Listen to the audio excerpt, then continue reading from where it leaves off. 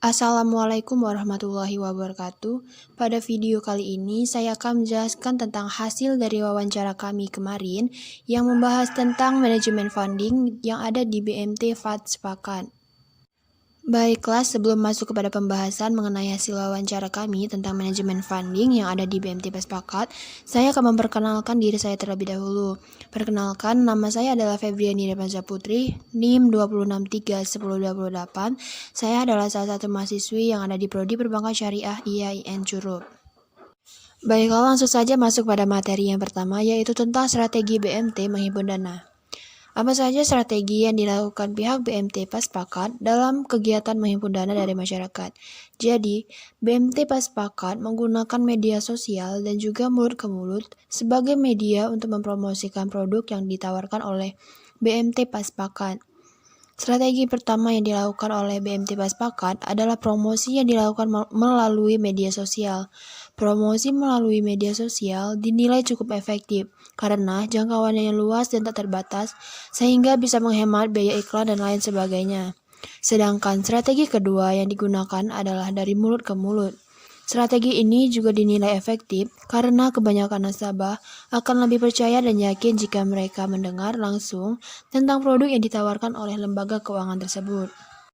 Dari wawancara tadi, dapat diambil kesimpulan bahwasanya kegiatan penghimpunan dana di BMT Sepakat menggunakan dua metode dalam memperkenalkan atau mempromosikan produk funding yang mereka tawarkan, yaitu yang pertama melalui media sosial dan juga melalui mulut ke mulut.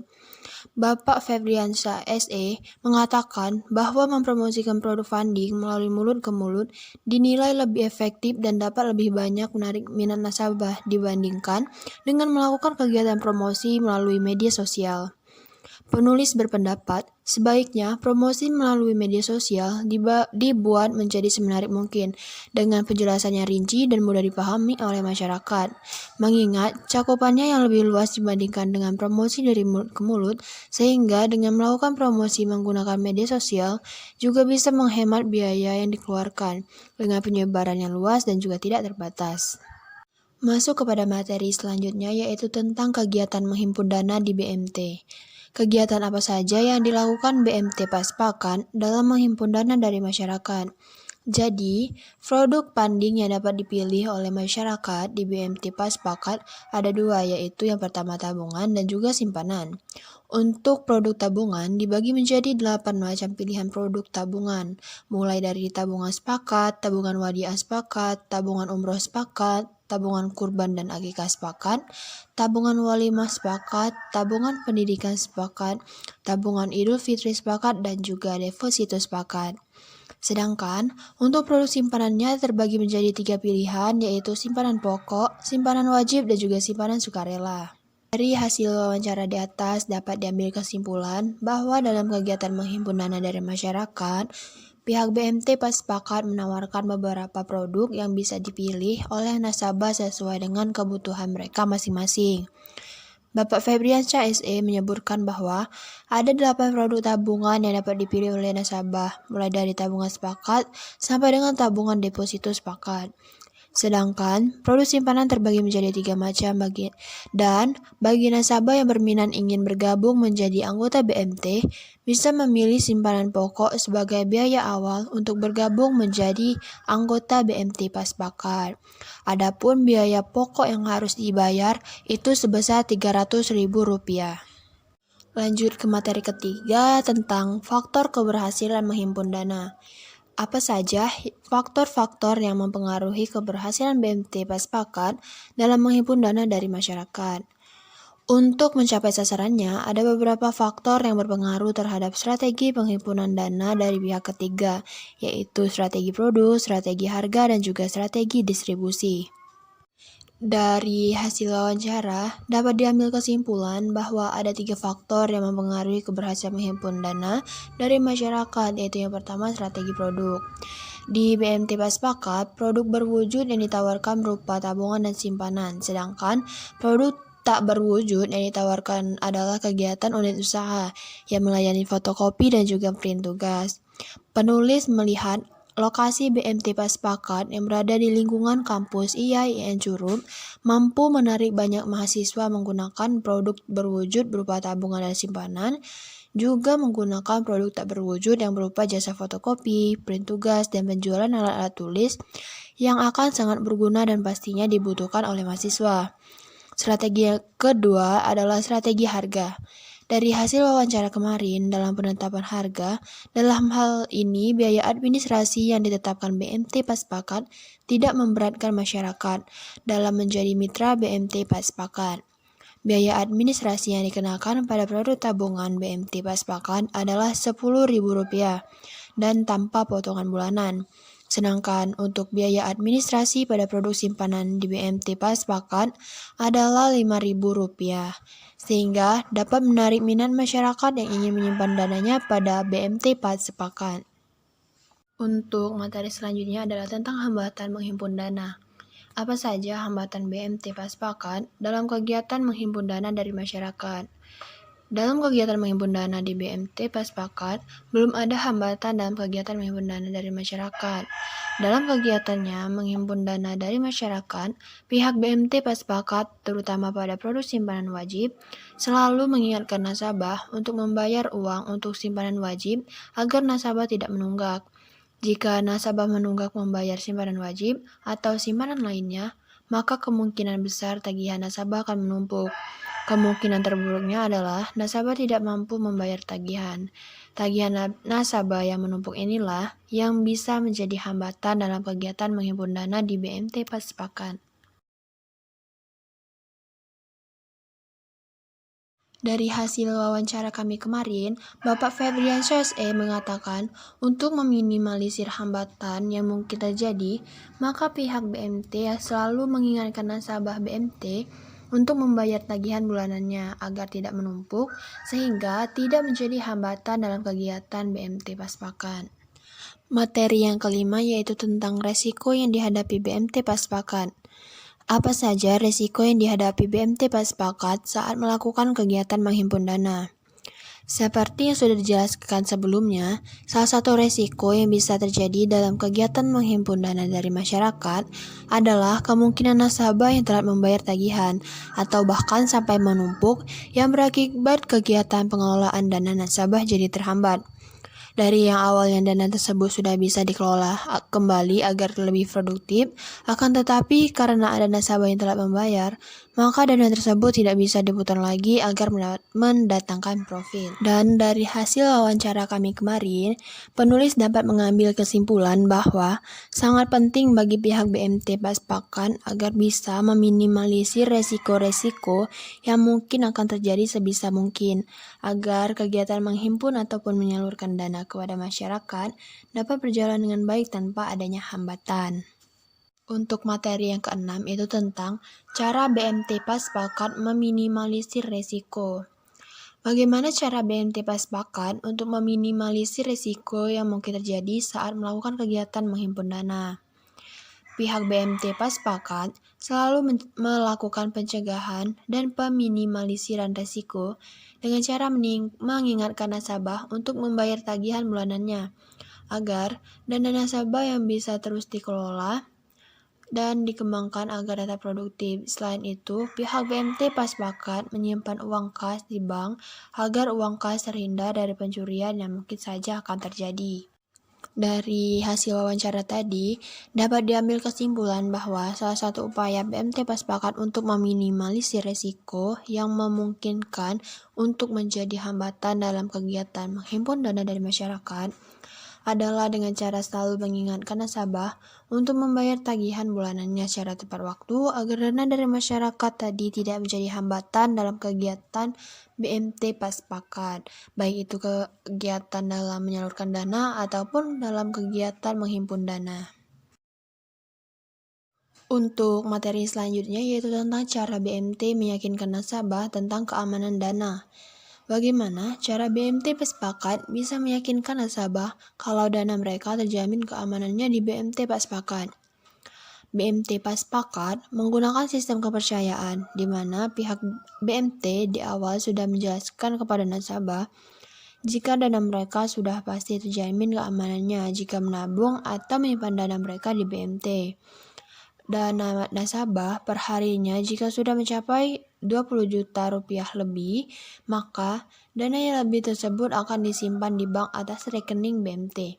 Sedangkan jika dana per harinya masih di bawah 20 juta rupiah, maka dana tersebut masih dipegang oleh pihak BMT langsung tanpa dipindahkan atau disimpan ke rekening. Dari hasil wawancara tadi, dapat kita ambil kesimpulan bahwa BMT Paspakat menjamin keamanan dana nasabah yang menabung di BMT. Jika dana nasabah perharinya sudah mencapai 20 juta rupiah lebih, maka dana yang lebih tersebut akan disimpan di bank atas rekening BMT agar semakin terjamin keamanannya. Sedangkan jika dana perharinya masih di bawah 20 juta rupiah, maka dana tersebut masih dipegang oleh pihak BMT langsung tanpa dipindahkan atau disimpan ke rekening. Karena jika ada nasabah yang ingin melakukan penarikan, maka nanti dananya sudah tersedia. Untuk materi selanjutnya yaitu tentang keunggulan produk funding di BMT Paspakat. Apa saja keunggulan produk funding di BMT Paspakat? Adapun keuntungan yang didapat jika masyarakat memilih menabung di BMT Paspakat yaitu tabungannya tanpa potongan bulanan, di mana nasabah hanya perlu membayar administrasi di awal sebesar Rp10.000 untuk produk tabungan. Banyak pilihan produk, nasabah bisa memilih produk tabungan atau simpanan apa yang mereka butuhkan. Biaya setoran yang terbilang murah, terjamin keamanannya, dan kegiatan transaksinya menggunakan akad dan juga prinsip-prinsip syariah. Dari hasil wawancara kami kemarin, dapat diambil kesimpulan bahwa produk funding yang ada di BMT Paspakat memiliki berbagai keunggulan yang sangat menguntungkan bagi nasabah yang menggunakan produk funding di BMT Paspakat. Sehingga nasabah tidak perlu ragu lagi untuk menggunakan produk funding di BMT Paspakat. Yang selanjutnya yaitu tentang kelemahan produk funding di BMT Paspakat. Apa saja kekurangan produk funding di BMT Paspakat? Bapak Febriansyah SE mengatakan untuk kekurangan dari produk funding di BMT Paspakat sendiri sebenarnya tidak ada karena produk funding di BMT Paspakat sudah memiliki banyak kelebihan yang sangat menguntungkan nasabah. Akan tetapi, untuk kekurangan dari kegiatan menghimpun dana, salah satunya adalah masih banyak masyarakat yang belum mengetahui apa saja produk funding yang ditawarkan oleh pihak BMT Paspakat. Dari hasil wawancara tadi dapat diambil kesimpulan bahwa kekurangan dari penghimpunan dana BMT Paspakat adalah masih banyak masyarakat yang belum mengetahui tentang produk funding yang ditawarkan oleh BMT Paspakat. Oleh karena itu, penulis menyarankan bahwa pihak BMT Paspakat harus melakukan sosialisasi tentang produk-produk yang tersedia di BMT Paspakat. Mulai dari yang terdekat dahulu yaitu kepada mahasiswa karena mengingat lokasi BMT Paspakat yang ada di area kampus YIN Curup akan mempermudah pihak BMT Paspakat untuk memperkenalkan produk funding yang ada di BMT Paspakat. Untuk materi selanjutnya yaitu tentang kinerja produk funding di BMT Paspakat. Bagaimana kinerja produk funding di BMT Paspakat? Kinerja produk funding di BMT Paspakat yaitu selalu memberikan kemudahan dalam setiap kegiatan transaksinya. Pihak pengelola BMT Paspakat juga tidak mengharapkan untung dari transaksi produk funding yang berupa tabungan. Biasanya, pihak BMT Paspakat akan mendapatkan untung dari biaya bagi hasil dari simpanan wajib. Dari hasil wawancara tadi dapat diambil kesimpulan bahwa BMT Paspakat dalam kegiatan menghimpun dana dari masyarakat sudah memberikan kinerja terbaiknya. Bapak Febriansyah SE mengatakan bahwa BMT Paspakat selalu berusaha memberikan kemudahan transaksi kepada nasabahnya. Selain dari itu, pihak BMT Paspakat juga tidak pernah mengharapkan keuntungan dalam produk funding yang berupa tabungan. Bapak Febriansyah SE juga mengatakan pihak BMT Paspakat akan mendapatkan keuntungan dan biaya bagi hasil dari simpanan wajib yang dibayar nasabah setiap bulannya. Untuk materi selanjutnya itu tentang jumlah nasabah produk funding di BMT Paspakat. Apakah sudah banyak masyarakat yang memilih menyimpan uangnya di BMT Paspakat? baik dari masyarakat ataupun mahasiswa yang menyimpan dananya di BMT Paspakat, saat ini kira-kira kurang lebih sudah mencapai 100 nasabah. Jumlah nasabah yang sudah bergabung di BMT Paspakat sudah terbilang cukup banyak, baik dari kalangan masyarakat umum ataupun dari kalangan mahasiswa IAIN Curup. Bapak Febriansyah SE mengatakan, untuk saat ini jumlah pasti keseluruhan masyarakat yang sudah memilih menyimpan dananya di BMT Paspakat belum bisa diukur, akan tetapi baik dari masyarakat ataupun mahasiswa yang menyimpan dananya di BMT Paspakat saat ini kira-kira kurang lebih sudah mencapai 100 nasabah. Untuk materi yang terakhir yaitu tentang pemahaman nasabah terhadap produk funding.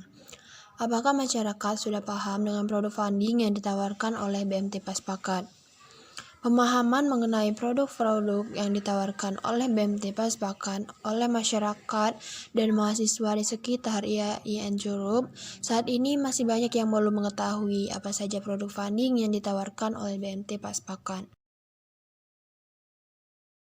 Dari hasil wawancara tadi, Bapak Febriansyah SE mengatakan bahwa masih banyak masyarakat ataupun mahasiswa IAIN Curup yang belum mengetahui tentang produk funding yang ditawarkan oleh BMT Paspakat. Hal ini dikarenakan karena kurangnya sosialisasi yang dilakukan kepada mahasiswa dan juga masyarakat.